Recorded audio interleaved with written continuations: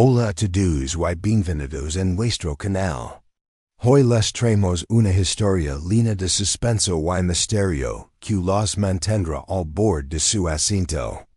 Antes de comenzar, no olviden suscribirse para más historias como esta, darle like si les gusta el video y activar la campanita para no perderse ningún capítulo.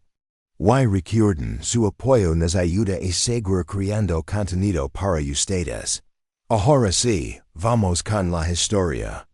Asterisk la tarde, caía lentamente sobre el pequeño pueblo de San Aristides.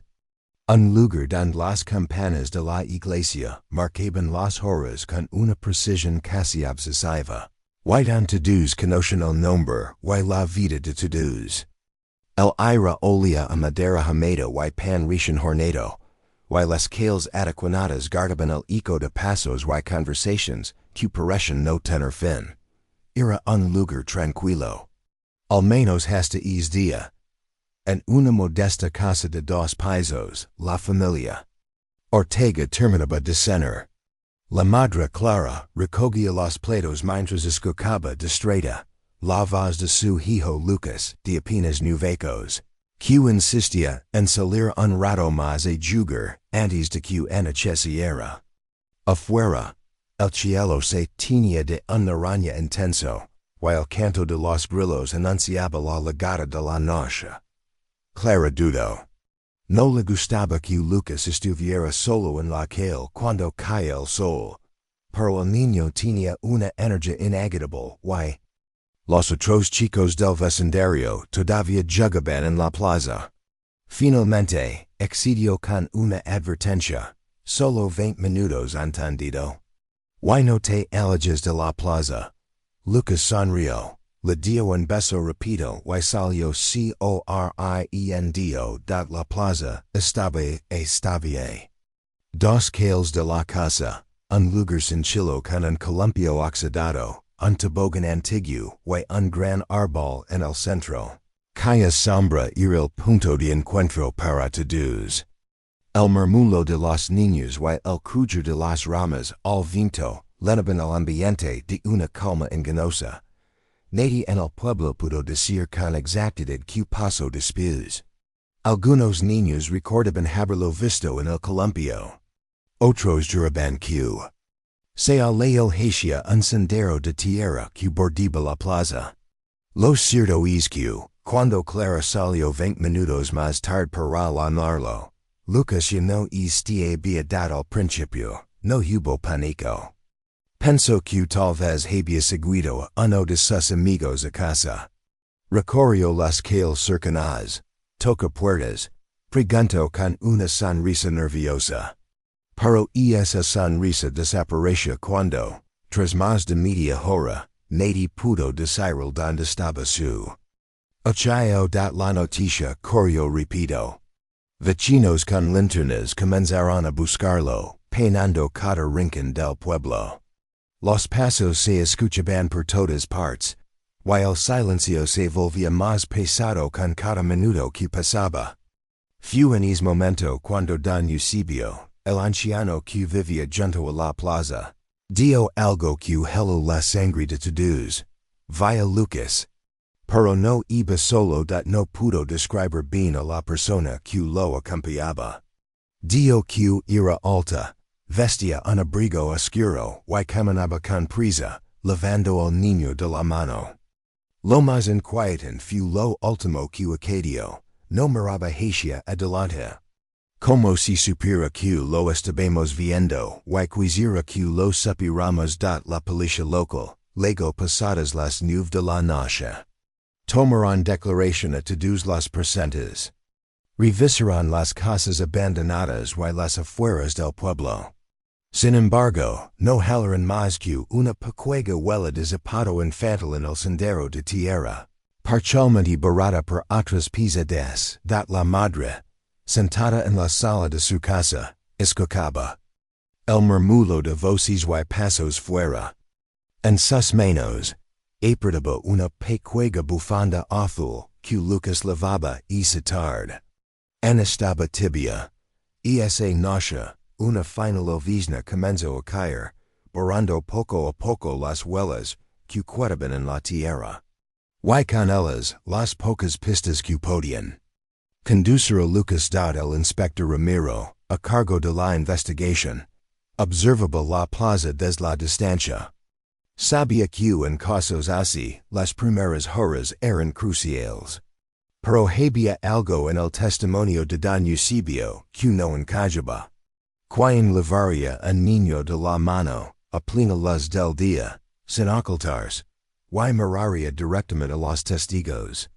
Mientras la lluvia se volvía más intensa, Ramiro tuvo la certeza de que aquello no era un simple caso de desaparición. Alguien quería que lo vieran. Alguien estaba enviando un mensaje.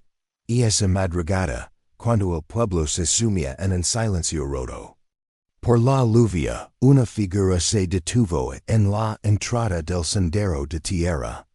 Permaneció inmóvil durante unos segundos, como si evaluara el terreno, y luego dejó caer algo pequeño al suelo antes de desaparecer en la oscura al amanecer. Un niño del vecindario lo encontró. Era un botón de color negro con un símbolo grabado que ninguno de los adultos reconoció. Pero Ramiro, al verlo, sintió un escalofrío. El símbolo no le era desconocido. Lo había visto antes, en un caso que nunca pudo resolver. El inspector no dio nada. Guardó el botón en una bolsa de evidencia y siguió observando la plaza vacía.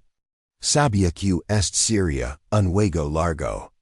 Y que el tiempo no estaba de su lado. En algún lugar, Lucas seguía con vida. Al menos, eso quería creer. Y ese fue solo la primera noche de un misterio que pronto envolvería a todos en Aristides. Nadie imaginaba que lo que estaba por comenzar sería mucho más oscuro de lo que podían soportar. El amanecer despertó a San Aristides con un cielo cubierto de nubes grises que prometían lluvia. La plaza, vacía y silenciosa, parecía esperar algo, como si el pueblo mismo contuviera el aliento. La desaparición de Lucas había dejado una sombra que se extendía por cada rincón y cada colina. El inspector Ramiro convocó a un grupo de voluntarios y policías para organizar la búsqueda. Se dividieron en equipos, cubriendo cada sector, los senderos del bosque, las orillas del río, las casas abandonadas y los caminos que conducen a los pueblos vecinos. Perros rastreadores fueron lavados. Sus narices ansiosas por captar cualquier olor que pudiera guiar hacia el niño. Mientras tanto, Clara y su esposo Antonio se mantenían juntos en casa, intentando mantener la calma aunque el miedo los consumía.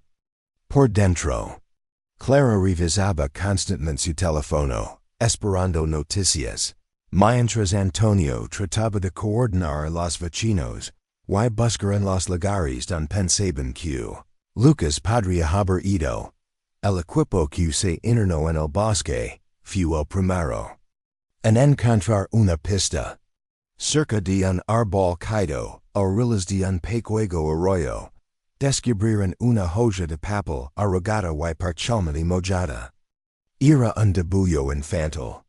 El bosque, un camino serpenteante y, en el centro, una figura pequeña que parecía un niño, rodeado de sombras negras que parecían secarlo. El comisario Ramiro observa el debullo con atención, mientras su mente intentaba conectar los puntos. No era un simple grabado. Algo en aquella imagen reflejaba el miedo de Lucas, juices un indicio de lo que había vivido. En el pueblo, la tensión crecía. Los vecinos se reunían en grupos pequeños, hablando en susurros sobre teorías y rumores que van desde la simple desaparición hasta secuestros con motivaciones desconocidas.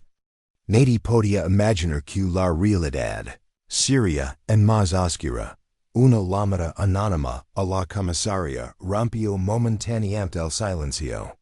Una voz distorsionada advirtió que el tiempo se estaba acabando y que Lucas no estaba seguro en ningún lugar del pueblo. La mata cortó abruptamente, dejando tras de sí un escalofrío palpable. Ramiro decidió que la búsqueda debía extenderse más allá del pueblo. Equipos comenzaron a rastrear caminos rurales y zonas boscosas cercanas, sin perder la esperanza. Pero la naturaleza parecía conspirar en contra. La lluvia empezó a caer con fuerza, haciendo que los caminos se volvieran resbaladizos y las huellas difíciles de seguir. Mientras tanto, en Hoa, la hermana mayor de Lucas decidió tomar cartas en el asunto. Aunque sus padres insisten en que se quedara en casa, ella sentía que debía hacer algo más que esperar. Recordó los dibujos que Lucas solía hacer en su cuaderno, especialmente aquellos en los que aparecían un bosque y una cabana. Con una determinación que solo la desesperación puede otorgar, tomó su linterna y se adentró en el bosque. Los árboles parecían susurrar a su paso, y cada crujido le hacía detenerse por un instante, con el corazón a punto de estallar.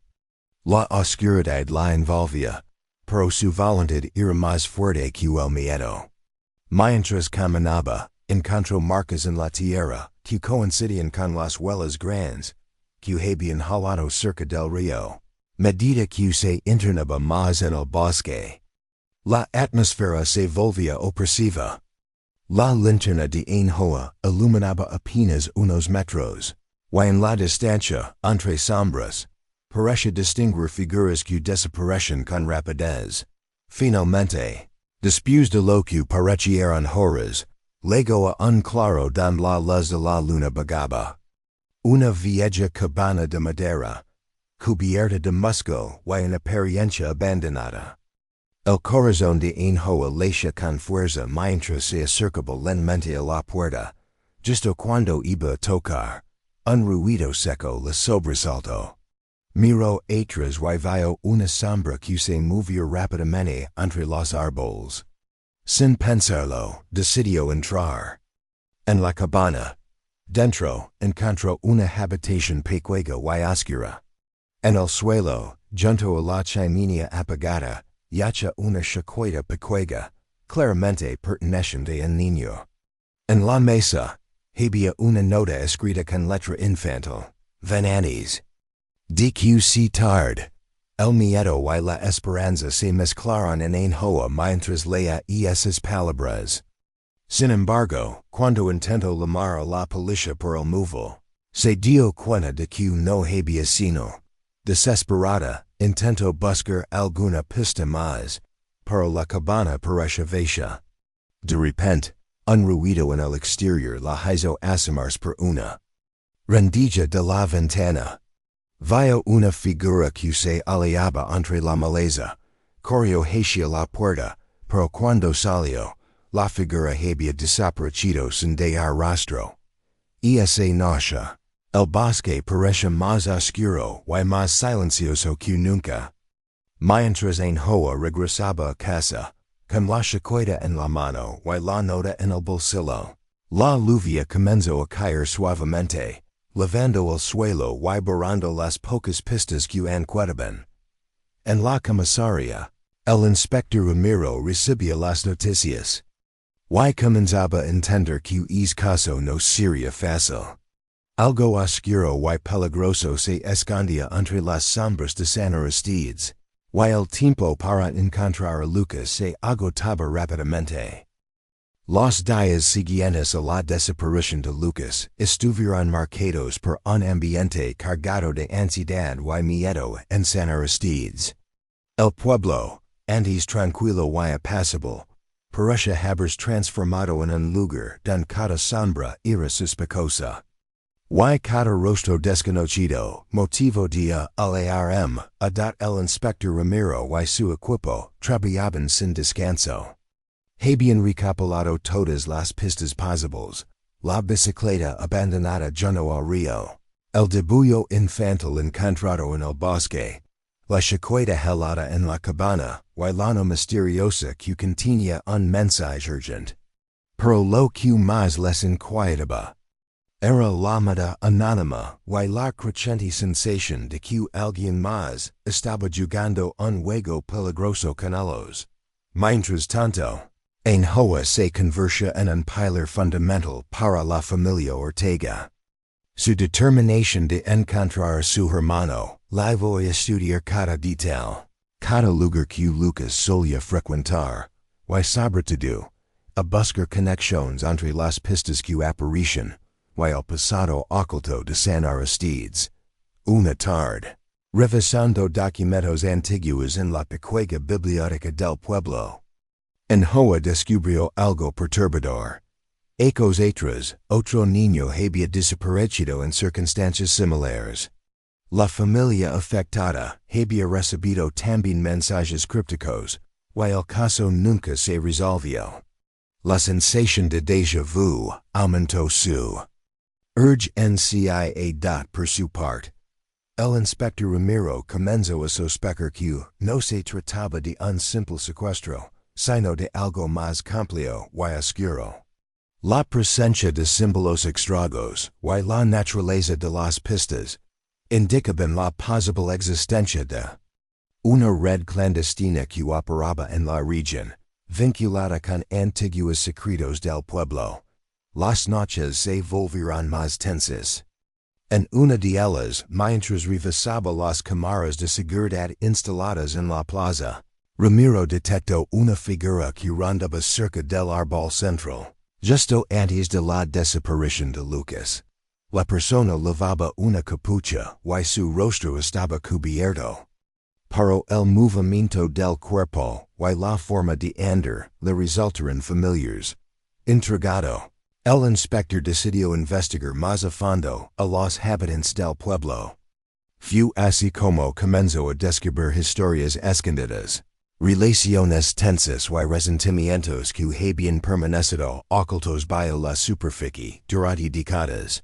Mientras tanto, en Hoa decidió adentrarse de nuevo en el bosque, esta vez acompañada por dos voluntarios, y con permiso expreso de sus padres. Esperaba encontrar más pistas que pudieran ayudar a localizar a su hermano.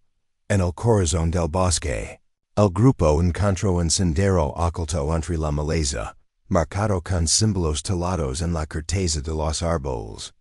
Los signos parecían advertencias, pero también indicaban un camino a seguir. En Hoa sintió que estaban cada vez más cerca, y de repente, escucharon un ruido detrás de ellos. Al voltear, no vieron a nadie, pero el sonido persistía, como un susurro que parecía seguir sus pasos. El ambiente se volvió opresivo.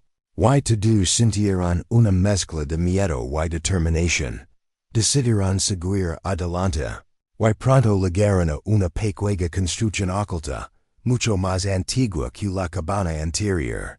La estructura parecía un refugio, o un escondite, cubierto por enredaderas y musgo. En el interior, encontraron objetos que confirmaban la presencia reciente de alguien, restos de comida, una manta y varias pertenencias. Pero lo que llamó la atención de en Hoa fue un cuaderno, lleno de notas y dibujos, que parecía haber sido escrito por un niño dado al hoyer el cuaderno. En Hoa notó que muchas de las páginas estaban dedicadas a figuras sombrías, a mapas del bosque y a nombres que no reconocía. Entre ellos, el nombre El Guardián apareció repetidamente, junto a símbolos que coincidían con los talados en los árboles. Mientras leían el cuaderno, uno de los voluntarios gritó al descubrir una trampilla oculta bajo una alfombra vieja. La abrieron con esfuerzo y encontraron una escalera que descendía hacia una oscuridad profunda. El inspector Ramiro, al ser informado, Lego rapidamente el lugar y decidió que era necesario explorar es refugio subterráneo. Preparan linternas y equipos de comunicación antes de bajar. La tensión era palpable. Cada paso que daban los acercaba a una verdad que podía cambiarlo todo, pero también los exponía a un peligro desconocido. Lo que encontraron en las profundidades del bosque sería el primer indicio real de lo que estaba ocurriendo en San Aristides, y que pondría en jaque a toda la comunidad. La noche se había allanado por completo de San Aristides, cuando el inspector Ramiro y su grupo descendieron por la estrecha escalera de madera que crujía bajo sus pasos. El aire era pesado, impregnado con un olor antiguo a tierra húmeda y madera podrida. El silencio reinante solo era roto por el eco de sus propias pisadas, y la tenue luz que las linternas arrojaban sobre paredes cubiertas de símbolos. En aquel refugio subterráneo, ubicado a varios metros bajo tierra, las sombras danzaban al ritmo tembloroso de las velas, proyectando imágenes inquietantes en las paredes. Los símbolos parecen pertenecer a un lenguaje olvidado, mezcla de figuras geométricas y trazos que evocaban rituales ancestrales. La historia que empezaba a develarse se presentaba más oscura y enrevesada de lo que cualquiera habría imaginado. Ramiro tomó entre sus manos un viejo diario de cuero gastado, cuyas páginas amarillentas narraban sucesos que parecen sacados de una pesadilla. Los relatos hablaban de los vigilantes, un grupo clandestino que, según la leyenda, protegía un secreto ancestral escondido en las profundidades del bosque que rodeaba el pueblo. Pero también daban constancia de castigos y desapariciones misteriosas atribuidas a quienes desafiaban las normas impuestas por ese grupo. Mientras leía en voz baja, la expresión de Ramiro se volvió grave. Al mismo tiempo, Ainhoa, con el corazón acelerado, inspeccionaba detenidamente los dibujos tallados en la piedra de las paredes. Entre ellos, reconoció símbolos idénticos a los encontrados en los árboles del sendero y en las notas encontradas anteriormente. Algunas figuras encapuchadas aparecen en escenas que evocaban rituales a los de la luna de repente. Un ruido sordo procedente de una puerta oculta hizo que todos enmudecieran. La puerta se abrió lentamente, dando al descubierto un pasillo oscuro que se adentraba en más en la tierra. Sin vacilar, el grupo encendió las linternas y avanzó con cautela. El pasillo desembocaba en una cámara amplia y húmeda. En su centro, un altar de piedra cubierto de inscripciones misteriosas y rodeado por un círculo de velas apagadas esperaba silencioso. Cerca del altar, restos de ropa infantil y un muñeco de trapo desgastado y sucio yacen como vestigios de la inocencia perdida. El ambiente se tornó opresivo, como si una presencia invisible los vigilara desde las sombras más profundas. Ramiro sintió una mezcla de temor y determinación. Sabía que ese lugar guardaba la clave para entender lo ocurrido. Mientras inspeccionaban, Ainhoa descubrió un compartimento secreto bajo el altar. Con esfuerzo, logró abrirlo y encontró dentro una caja metálica oxidada. En su interior había varios objetos, una leva antigua de hierro friado, un amuleto adornado con símbolos extraños, y una carta escrita a mano con una caligrafía temblor, o esa edad. La carta estaba dirigida a una persona conocida como el guardián. En ella se hablaba de un pacto ancestral, un compromiso que debía mantenerse para proteger al pueblo de un peligro oculto. La misiva también advertía de terribles consecuencias en caso de que ese pacto se rompiera, haciendo alusión a desapariciones y castigos que se Remataban Generaciones.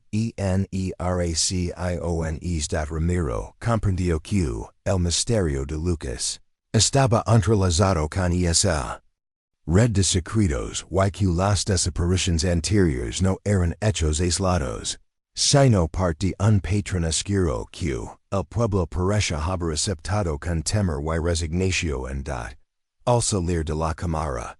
La lluvia había cesado y el cielo comenzaba a iluminarse con los primeros rayos del amanecer. El pueblo despertaba lentamente, sin saber que justo debajo de sus calles dormía un secreto milenario, esperando ser desenterrado. Mientras caminaban de regreso, Ramiro no pudo evitar preguntarse quién sería realmente el guardián. Y que precio había pagado el pueblo para sellar ese pacto. La sensación de estar frente a algo mucho más grande y peligroso que un simple secuestro pasaba sobre el stat. La llamada anónima resonaba en su mente. Y con ella, la certeza de que el tiempo para encontrar a Lucas se acortaba cada vez más.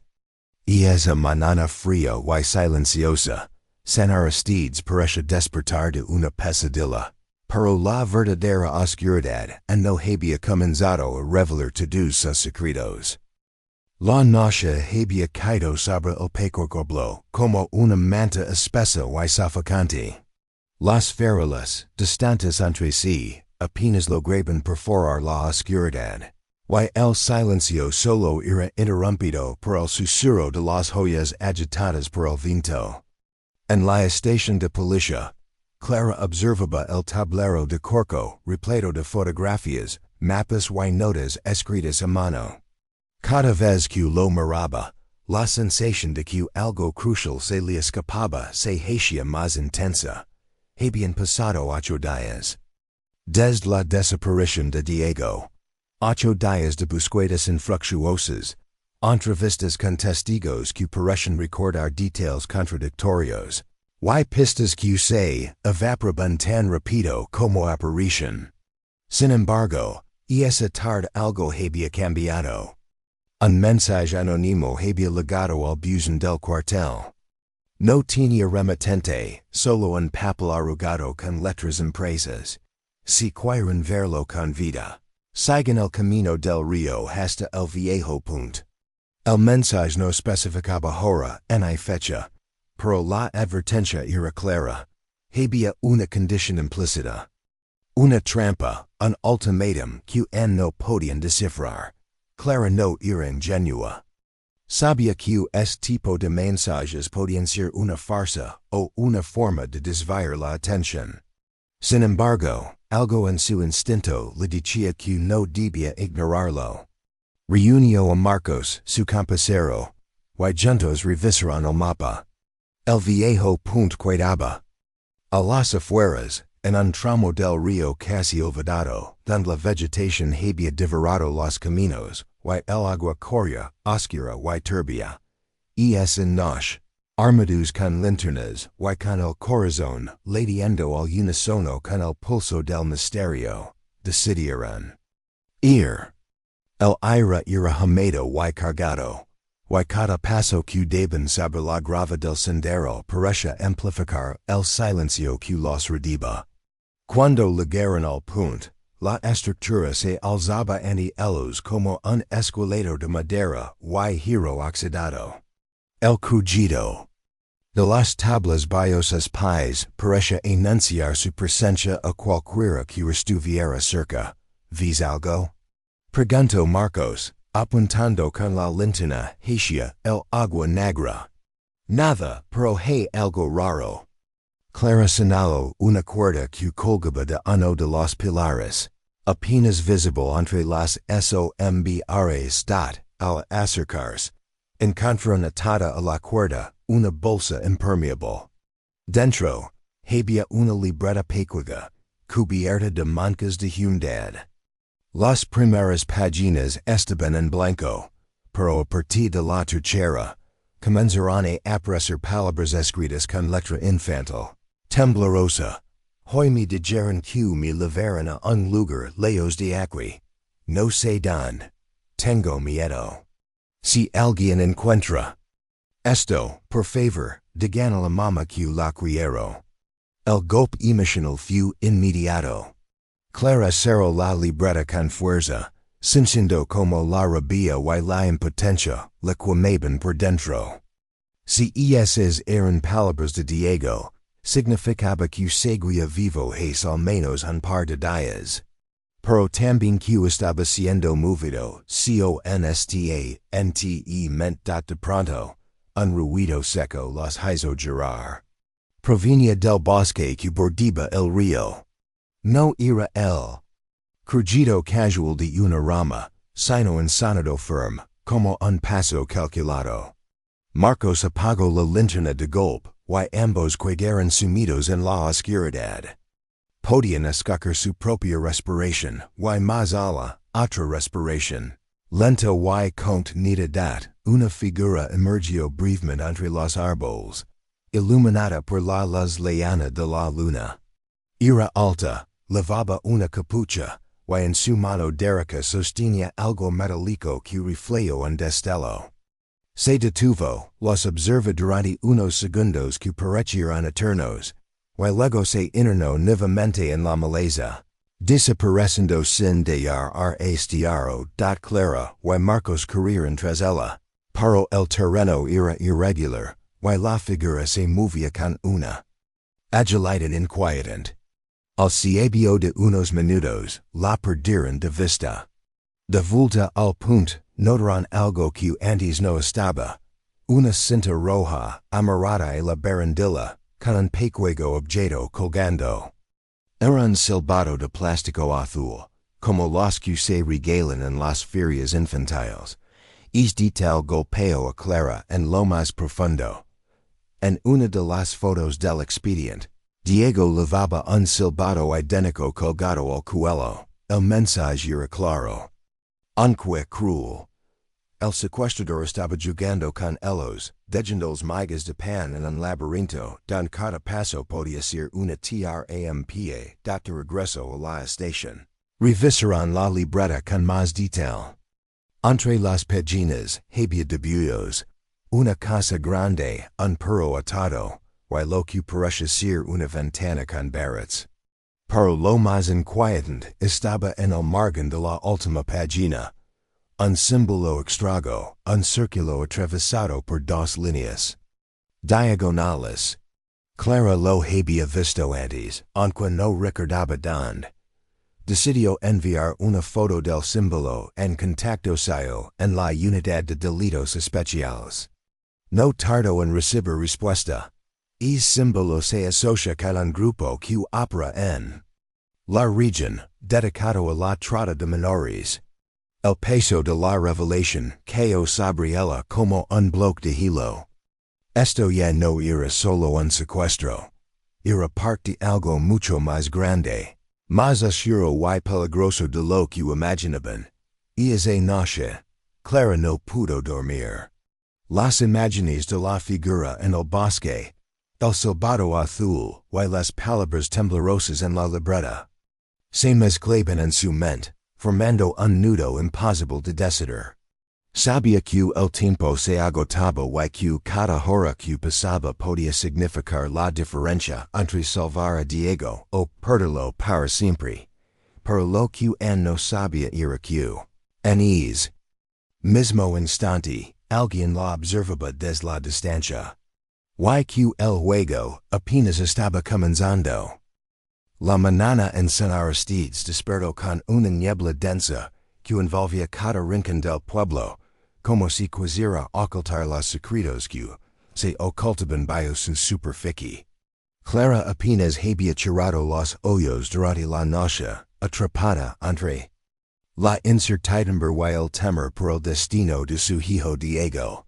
Cada palabra escrita en la libreta encontrada la perseguía, resonando en su mente como un eco constante que le recordaba la fragilidad de la esperanza.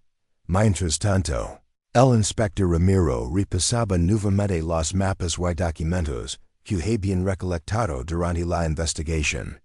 Algo llamó su atención. Los lugares donde habían encontrado pistas, la vieja cabana, el pozo abandonado, el punto antiguo, formaban una línea que converge en un punto común, la iglesia en ruinas al borde del pueblo. Un lugar olvidado por todos, excepto por las lindas que lo rodeaban y los secretos que guardaba. Con la determinación renovada, Ramiro reunió a Clara y a un pequeño grupo de policías para adentrarse en el sitio olvidado. El sendero que conducía a la iglesia estaba cubierto de maleza y árboles que parecían custodiar el paso, y el aire se volvió más frío y pesado conforme avanzaba bandada al ligar.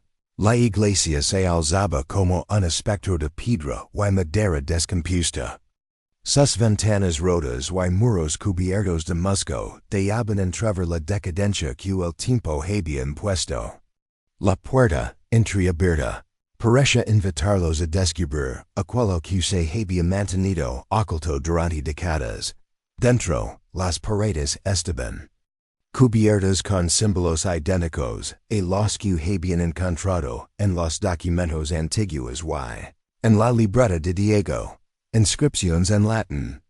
Dibujos infantiles mezclados con figuras grotescas, y un altar improvisado en el centro que parecía un punto de convergencia para rituales oscuros. Mientras exploraban, Clara sintió una presencia.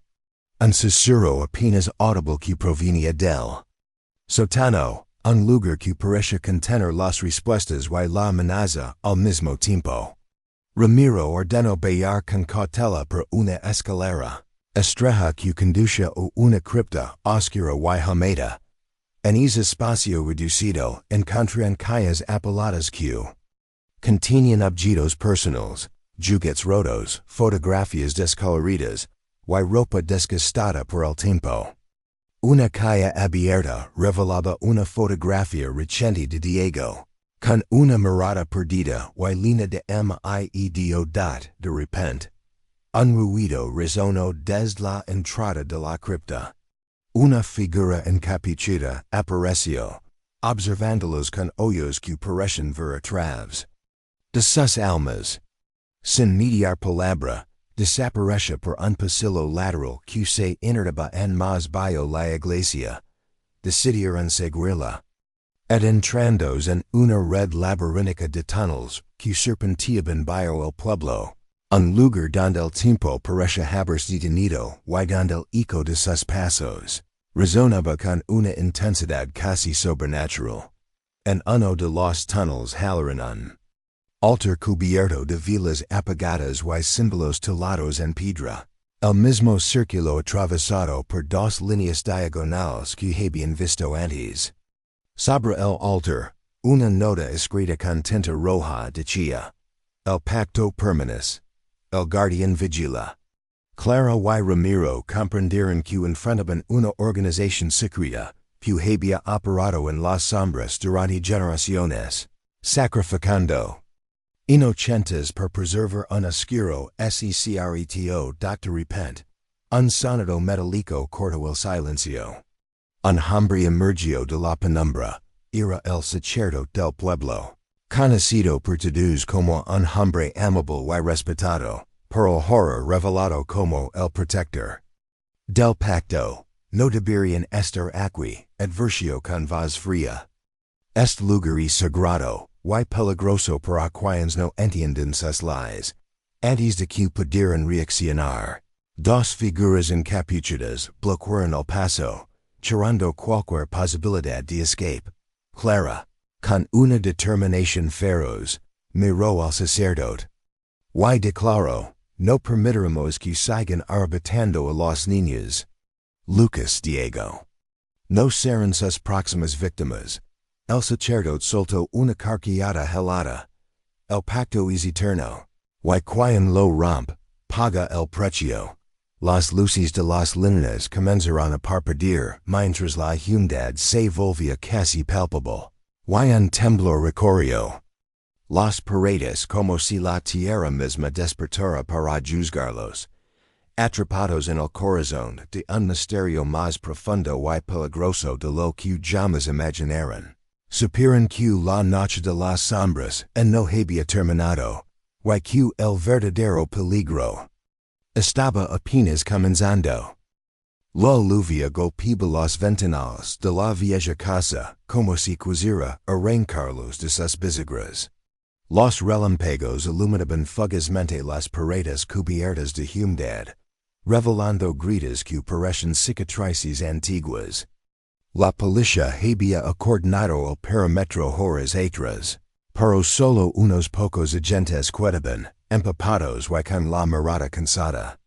Entre ellos, el inspector Valdez no dejaba de observar el segundo piso, donde, según los testigos, alguien había encendido una vela hacía menos de una hora.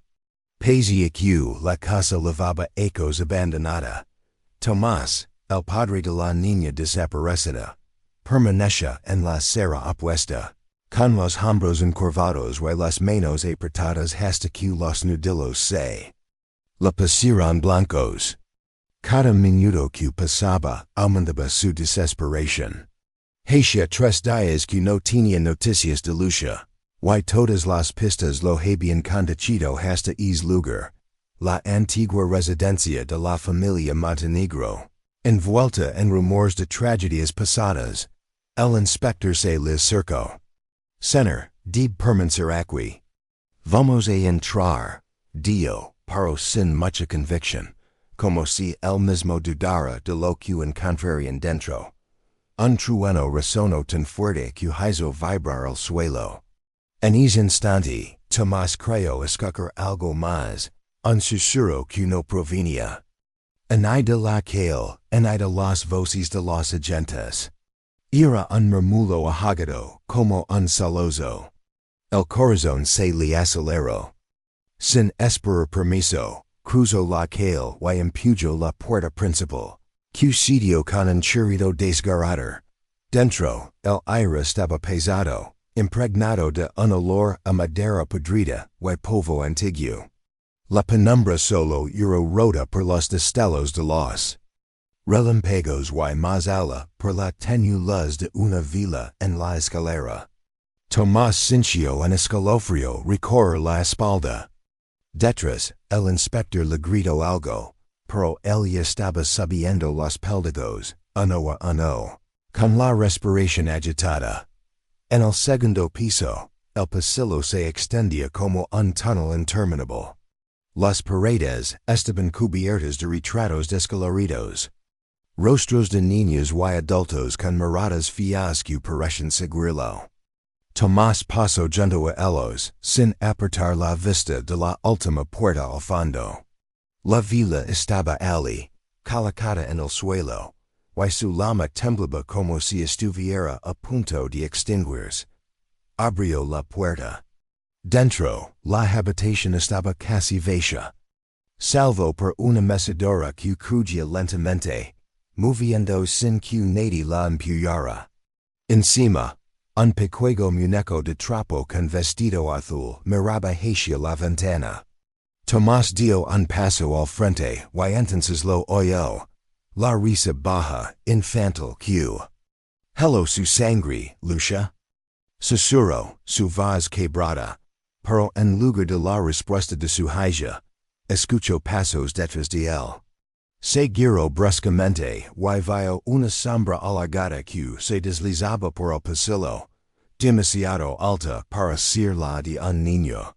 La persiguió, cinchando.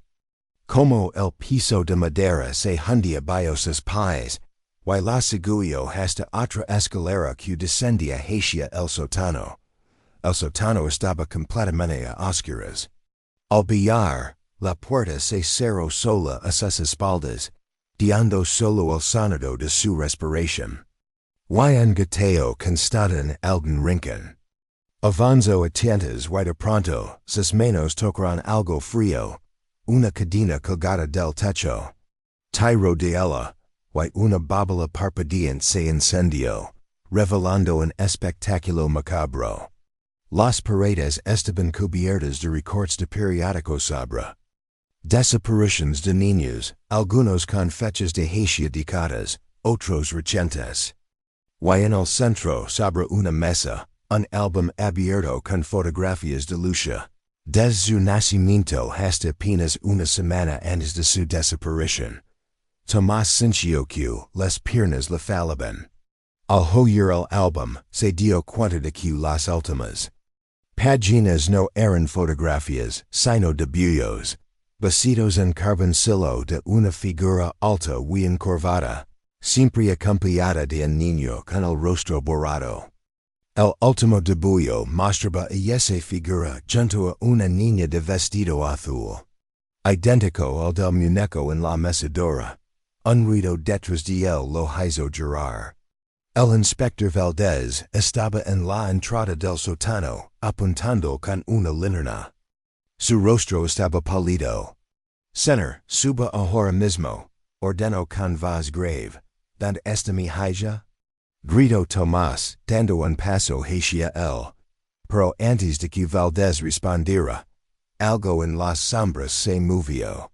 Una mano huesuda, de piel grisácea, emergió detrás del inspector y lo arrastró hacia la oscuridad. La linterna rota por el suelo, iluminando fugazmente una figura de ojos vacíos y sonrisa imposible. Tomás, paralizado, no pudo reaccionar mientras escuchaba el eco de la puerta cerrándose de nuevo. Y la risa de su hija resonando por todo el sótano. En ese momento comprendió que Lucia estaba allí, pero no como él la recordaba. Algo, o alguien, la había cambiado.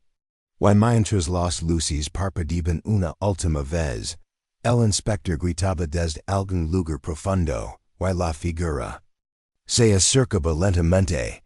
Tomás entendió que encontrarla podría costarle mucho más que la vida. La madrugada en San Aristides se extendía como un manto silencioso, pero cargado de presagios.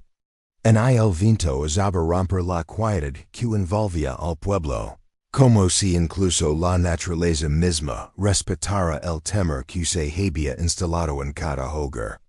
Clara, exhausta pero implacable, repasaba una y otra vez los fragmentos de información que habían ido reuniendo, buscando un patrón, una grieta en el muro de oscuridad que parecía impenetrable. Mateo, el hermano mayor de Diego, había reaparecido con advertencias y secretos que rozaban lo imposible.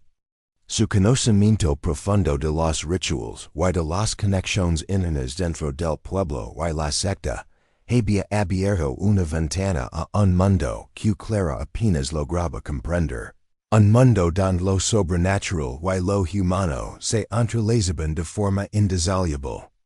Mientras Clara se preparaba para una nueva búsqueda nocturna junto a Ramiro y un pequeño equipo, el inspector revisaba con detalle un diario antiguo hallado en la biblioteca municipal, un libro polvoriento escrito por un sacerdote del siglo XIX que mencionaba el guardián como una entidad ancestral que exigía sacrificios para proteger la prosperidad del pueblo. Los relatos describían prácticas arcanas, pactos selados con sangre, y voces que emergían desde las sombras de la iglesia. La tarde se tornó en noche, y el equipo se adentró en el bosque próximo a la iglesia en ruinas, equipados con linternas y grabadoras. El silencio, solo roto por sus pasos, parecía conspirar para ocultar algo que observaba desde la penumbra. De pronto, un susurro vibró en el aire, pronunciando sus nombres en un tono casi inaudible. El sonido se desvaneció, dando una inquietud palpable en sus corazones. Una figura encapuchada emergió de entre los árboles, con movimientos ágiles y precisos, y desapareció igual de rápido, dando a su paso una cinta roja atada a una rama.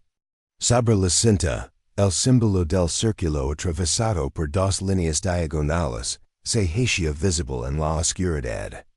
Clara reconoció enseguida la marca que había visto en la libreta de Diego, o en las paredes de la iglesia. Nos están vigilando. Atentos a cada movimiento, susurró Clara con un nudo en la garganta. Volverán hacia la vieja casa Montenegro. Don Tomás seguía preso en un laberinto de terrors y esperanzas quebradas. En el sótano, tras una puerta oculta y una escalera descendente, había descubierto una cámara en más siniestra que la interior. Velas negras parcialmente consumidas iluminaban altar profanado, donde restos de rituals recientes marcaban la presencia activa de la secta. Sobre un pequeño nicho, reposaba una prenda infantil manchada con sangre seca. Tomás la reconoció inmediatamente como la ropa de Luisa. El dolor le atravesó el pecho, dando un vacío gelido que le nublaba la vista. Una voz susurrante emergió de las sombras. El precio de pagas. Dio la figura encapuchada que lentamente apareció a su lado, revelando un rostro marcado por cicatrices y hoyos que reflejaban odio y desesperación. Tomás intentó gritar, pero el sonido se perdió en la oscuridad, absorbido por las paredes y el silencio. La sombra se acercó, y su aliento helado rozó la piel de Tomás. Simultáneamente, Clara y Ramiro recibieron una llamada urgente.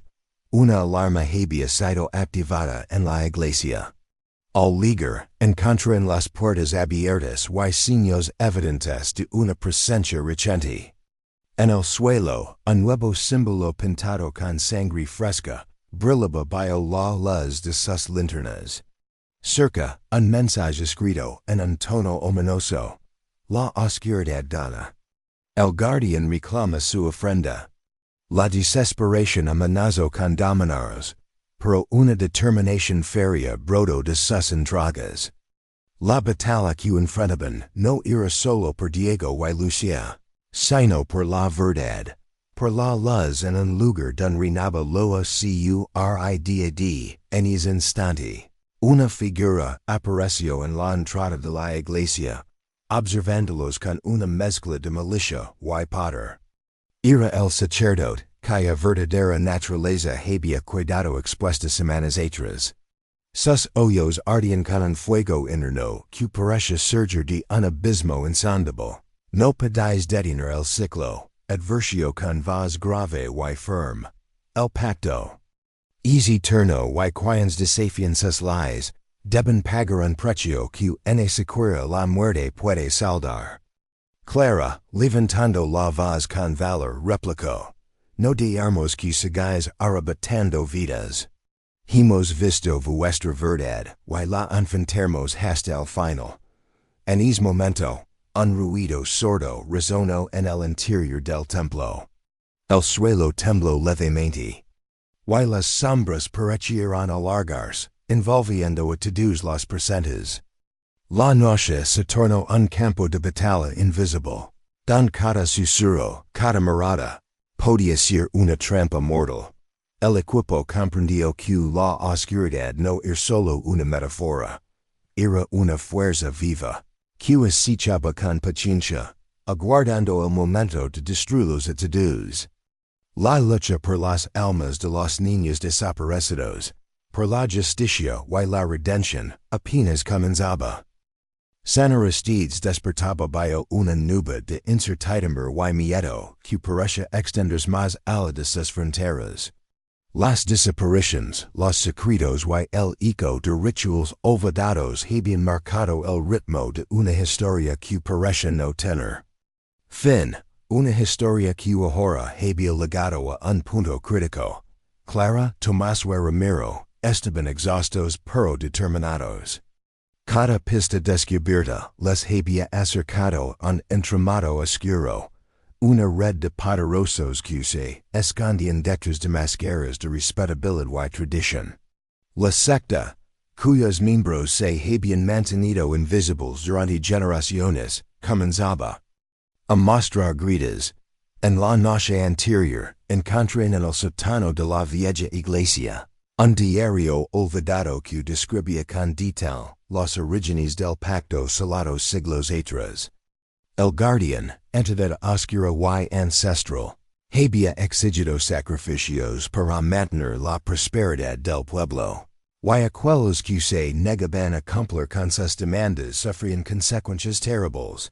Mientras relían las páginas, una sombra cruzó la habitación, haciendo que Clara se sobresaltara. Ramiro encendió la linterna y, al acercarse, descubrió un mensaje escrito con sangre fresca. La oscuridad siempre retorna. El mensaje no era solo una amenaza, sino una advertencia clara de que la secta estaba más viva y activa que nunca. Decidieron dividirse para cubrir más terreno. Clara y Tomás irían a la antigua fábrica abandonada, un lugar que según testimonios recientes, había sido usado como centro de operaciones para la secta. Ramiro, por su parte, investigaría contactos en el pueblo que pudieran ser aliados. En la fábrica, la atmósfera era opresiva. Las paredes agrietadas y cubiertas de grafitis antiguas parecían susurrar secretos olvidados. Al entrar, Clara sintió una presencia que helaba la sangre. Y Tomás apretó la mano de su esposa, encontrando en ese gesto un pequeño refugio ante el terror que había dado y entrar, es exploraban. Encontraron rostros recientes, vilas consumidas, restos de comida seca y cadenas oxidadas. En una habitación, una jola grande se encontraba vacía, pero había manchas recientes en el suelo que indicaban que alguien había estado allí hacía poco. De repente, un ruido metálico resonó en la distancia. Se movieron con cautela, siguiendo el sonido hasta una puerta cerrada con un candado oxidado. Clara sacó una ganza que había encontrado días antes, y comenzó a trabajar en la cerradura. El clic del candado, al abrirse, les devolvió la esperanza, pero también los puso en alerta máxima. Al abrir la puerta, una ráfaga de aire frío los recibió, junto con un olor penetrante a moho y muerte. Dentro, encontraron una habitación amplia, don jolas y estructuras oxidadas se entrelazaban con símbolos pintados en las paredes. En el centro, un altar improvisado, con velas negras casi consumidas y un libro antiguo Bierto. Clara tomó el libro con cuidado. Las páginas describían rituales oscuros y nombres de víctimas anteriores, junto con fechas marcadas en rojo, que coincidían con las desapariciones recientes. Entre los nombres, reconoció el de su propio hijo Diego. Tomás sintió un nudo en la garganta, pero mantuvo la mirada firme. Sabían que estaban en el lugar correcto, pero también comprendían que el peligro era inminente. Mientras examinaban la habitación, escucharon pasos apresurados en el pasillo. Se escondieron tras unas calles viejas y observaron como dos figuras encapuchadas entraban, discutiendo sobre reforzar la vigilancia y evitar que los curiosos se acercaran más. Uno de ellos levaba un anillo con el símbolo del pacto, una clara señal de autoridad dentro de la secta. Hablaron de un próximo ritual que se llevaría a cabo en la noche siguiente, y del regalo que debían ofrecer para apaciguar al guardián. Clara sintió que la rabia y el miedo se mezclaban en su interior, dando fuerza para planear el siguiente movimiento. Sabía que debían actuar rápido, antes de que el ritual tuviera lugar y se perdiera toda esperanza. Ramiro había logrado establecer contacto con un grupo reducido de vecinos que también sospechaban de la secta, pero que temían represalias. Con su ayuda, comenzaron a preparar un plan para intervenir y rescatar a los niños, se que tierra Dios. la noche lego con una tensión insoportable. Clara, Tomás Ramiro y sus aliados se reunirán en la vieja fábrica, equipados con linternas, cámaras y armas improvisadas. La oscuridad parece más profunda que nunca, y el silencio era tan pesado que podía escuchar el latido acelerado de sus propios corazones. Cuando el reloj marcó la medianoche, comenzaron a escuchar cánticos provenientes del sótano. Los tonos graves y rítmicos parecen hipnotizar el aire, envolviendo el lugar en una atmósfera sobrenatural. Clara tomó una respiración profunda y se adentró en la oscuridad, siguiendo las voces, decidida a detener el horror que se desarrollaba. Debajo, a medida que descendía las escaleras, vio las siluetas de los niños, encadenados y asustados, entre ellos Diego, pálido pero vivo. El corazón le latía con fuerza mientras sus lágrimas amenazaban con caer. El enfrentamiento con los miembros de la secta fue inevitable y feroz. Los gritos, los golpes y el choque de voluntades llenaron el espacio, mientras Clara luchaba por liberar a los niños y poner fin a la pesadilla. En medio del caos, el sacerdote apareció, con una mirada imponente y una voz que resonaba con autoridad. Oscura. Intento detenerlos con amenazas y rituales, pero la determinación y el amor de Clara y su equipo superaron la maldad que los enfrentaba. Finalmente, las cadenas cayeron y los niños corrieron hacia la libertad. La policía llegó justo a tiempo para arrestar a los miembros de la secta, poniendo fin a ecos de terror oculto, mientras la luz del amanecer comenzaba a asomar. Clara sostuvo a Diego en sus brazos, prometiendo nunca más permitir que la oscuridad volviera a apoderarse de sus vidas. La mañana amaneció fría, como si el propio cielo supiera que aquel sería el día de las revelaciones. En el pequeño pueblo, la noticia de que la investigación estaba a punto de concluir corría de boca en boca. Las calles estaban en silencio, y cada paso de los vecinos resonaba entre las casas de piedra. Nadie quería perderse lo que estaba a punto de suceder. El inspector Ramírez había pasado la noche revisando los últimos documentos, comparando testimonios y repasando cada detalle de la desaparición de Tomás. Durante semanas, la investigación había seguido un camino tortuoso, pistas falsas, declaraciones contradictorias, y el peso emocional de una comunidad rota. Sin embargo, aquella mañana él estaba seguro. Sabía quién había sido y, más importante, por qué. En la plaza, frente al ayuntamiento, se había reunido una multitud. Entre ellos, estaban los padres de Tomás, pálidos y con las manos entrelazadas, como si aquel gesto fuera el único ancla que los mantenía en pie.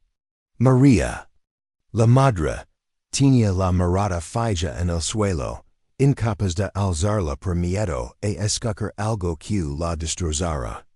Cuando Ramírez salió del edificio, el murmullo se apagó. Caminó lentamente hacia el centro de la plaza, sosteniendo una carpeta con todos los documentos del caso. Su voz, firme y grave, rompió el silencio. Vecinos, hoy hemos llegado al final de la búsqueda de la verdad sobre lo ocurrido con Tomás. Hubo un breve murmullo. Algunos cerraron los ojos, otros se aferraron a los brazos de sus familiares. El inspector abrió la carpeta y comenzó a relatar los hechos, como si se tratara de una historia macabra, que nadie quería escuchar, pero que todos necesitaban conocer. Según sus investigaciones, Tomás había desaparecido la tarde en que salió a jugar cerca del río. Aquella tarde, un vecino, Antonio Salcedo, Lo vio y lo invito a acompanarlo a ver algo interesante en una vieja cabana en las afueras. Lo que parece un simple paseo se convirtió en la trampa final. Antonio, primo leano del padre de Tomás, había guardado resentimiento durante ecos por viejas disputas familiares. Lo que empezó como una venganza planida, terminó en tragedia. Ramírez explicó que Tomás, al darse cuenta de que no podía regresar a casa, intentó escapar. En medio del forcejeo, cayó accidentalmente por un barranco cercano a la cabana. El golpe fue fatal. Antonio, presa del pánico, ocultó el cuerpo en una zona cubierta de matorrales, huyó del lugar.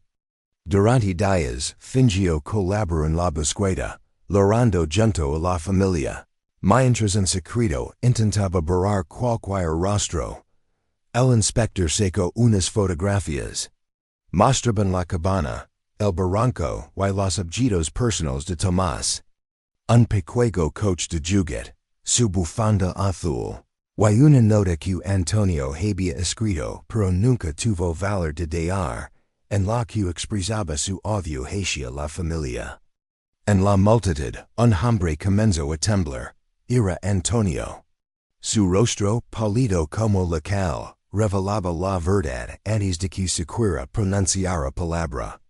Algunos vecinos lo miraban con incredulidad, otros con furia. Ramírez se acercó a él. Antonio Salcedo, queda usted detenido por la muerte de Tomás, dijo el inspector con voz firme. Los padres del niño rompieron el horror. La madre cayó de rodillas y su esposo la sostuvo con fuerza. El silencio volvió a reinar, roto solo. Por los sollozos y el sonido de las esposas cerrando alrededor de las muñecas de Antonio. Mientras lo levaban, Antonio balbuceó unas palabras. No fue intencional, no quería, pero ya nadie quería escucharlo. El daño estaba hecho, y ninguna excusa podía devolverse a Tomás. Y esa tarde, los vecinos colocaron flores en el lugar donde se había encontrado el cuerpo. Era un homenaje silencioso a un niño cuya sonrisa había iluminado el pueblo, y cuya ausencia lo había dejado sumido en la tristeza. El viento soplaba suavemente, llevando consigo el aroma de las flores y el eco de los recuerdos. Ramírez, de pie junto al memorial improvisado, pensó en lo injusta que había sido la vida para Tomás. Cerró la carpeta del caso con un suspiro. Había cumplido con su deber, pero en su interior sabía que no existía suficiente para una pérdida así. La familia, aunque destrozada, agradeció a todos los que habían participado en la búsqueda. Prometieron mantener viva la memoria de su hijo, recordando los momentos felices y no el trágico final. Y así, el pueblo, lentamente, comenzó a cerrar aquel capítulo, aunque la cicatriz permanecería para siempre. Y así, amigos, termina esta historia llena de misterio, dolor y verdad. Gracias por haber acompañado cada capítulo, por compartir este viaje y por mantener viva la memoria de Tomás. No olviden suscribirse al canal, dar su me gusta y comentar que les pareció esta historia. Nos vemos en la próxima.